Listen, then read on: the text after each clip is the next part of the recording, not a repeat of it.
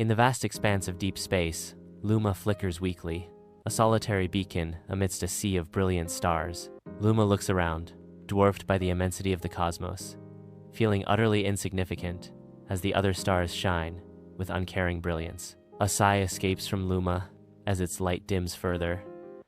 Will anyone ever notice me?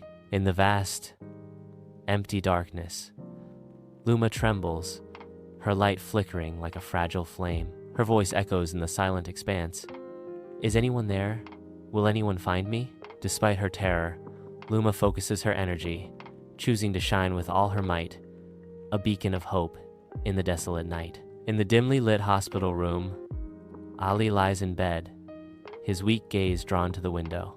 A tiny light pierces the vast night sky, capturing Ali's attention. A faint smile graces his lips as Ali whispers, "That star, maybe it's shining for me."